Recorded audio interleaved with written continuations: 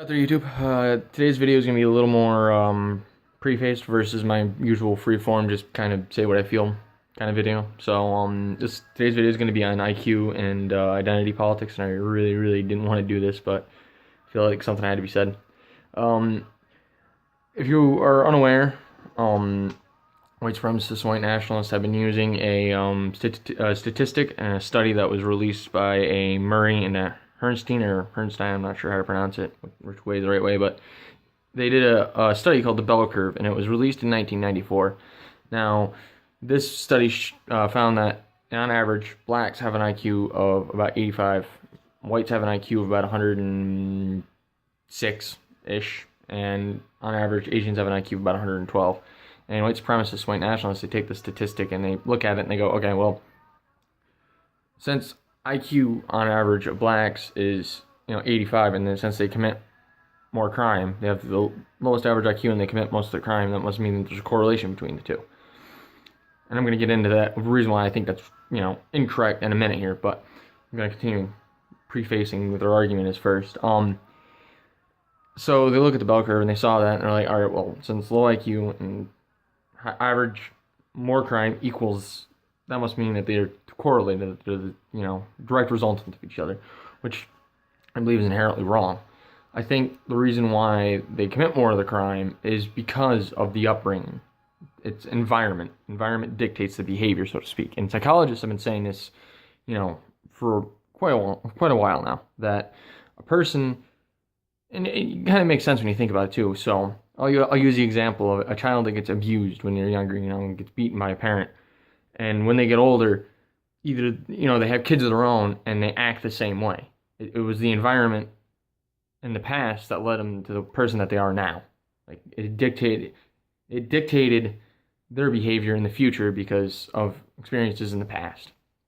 So, using that same logic, which makes a lot more sense, and applying it to the black community, the black community is the way it is because of the upbringing and the lack of strong father figure in the family. Because due to the statistics I have read, the amount of single mothers in the black community is scarily high, and the lack of fatherhood in the family unit not being strong enough has I believe a lot to do with the behavior of those people. And in the same way, a little history that I'm, of my own history personally, I used to live in a very small white town. Like, there was not a single black person in that town. And those people on average were fucking stupid. So applying the same logic of averages is a very tender thing to be walking on, because if you take one demographic, it changes. Like, and on top of that, book was released in 1994. So 23 years ago, a lot of shit can change in 23 years. So, on average, in closing to that general idea, my thoughts on it are simply, it's just the upbringing and environment. It has nothing to do with the IQ. I mean, and to go on to my next point, is that IQ isn't an end-all be-all measure of intelligence. You can have a high IQ and be an idiot, and you can have a low IQ and be fucking intelligent. IQ is simply the capacity and the ability to reason. So, for example, you have people with low IQs that become very successful, and you have people that have IQs and then don't make anything with their lives. It's not because their IQs. It's not the IQ that makes a difference in this sense. It's the motivation and the want to do better that makes a difference. So, having said that, in one study that I did read from sciencemag.org, they did a study where they were giving the IQ test to people, and they would give monetary incentive to certain ones and not to others. And they found out that the ones that they gave a monetary incentive to, the IQ test scores increased up to about 20 points. So 100 is the average. So if you increase that by 20 points, an IQ of 120 is incredibly high. And on top of this, there have been people that take their kids and they condition them to do the IQ test and to score high on it. This is a thing that's known to happen. So IQ isn't an end-all, be-all measure of intelligence, and it's not a very even accurate one. But the problem is it's the only way that we know so far. I mean, we've had the IQ test for a while. It's a lot like tools and technology. Like, yeah, back in, the I'll say like the 1900s and whatnot, steam engines were fantastic. It was the best thing that we had at the time. And then the internal combustion engine came along. Then the internal combustion engine took over because the internal combustion engine was a better invention.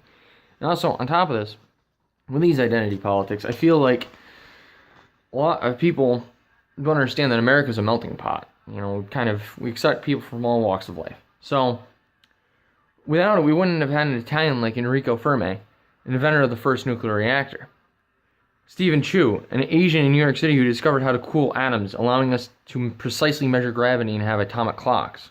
Now, atomic clocks are by far one of the most accurate units of time that we have.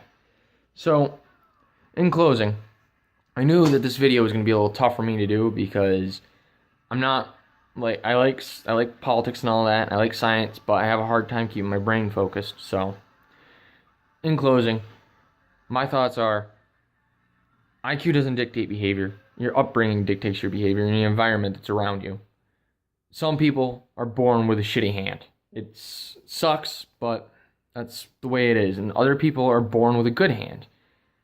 The point I'm trying to make is that when you're in your life, stop looking at other people based on the color of their skin or based on their gender or whatever. In fact, just stop looking at other people in general and just live your life and try to have a happy one.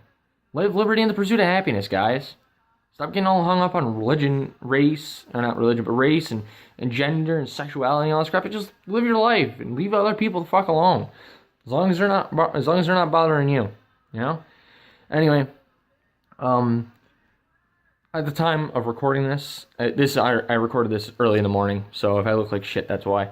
But I'm going to be going to Vermont for family matters, so I will not be here Sunday and Monday. I will definitely, I said before, I might make a video that comes out late Monday night, but I know for a fact now that I'm not going to make it back until late Monday, and then I got to work Tuesday. So, or wait, no, I don't have to work Tuesday, so I might have a video out for early 4th of July, and happy birthday to America ahead of time.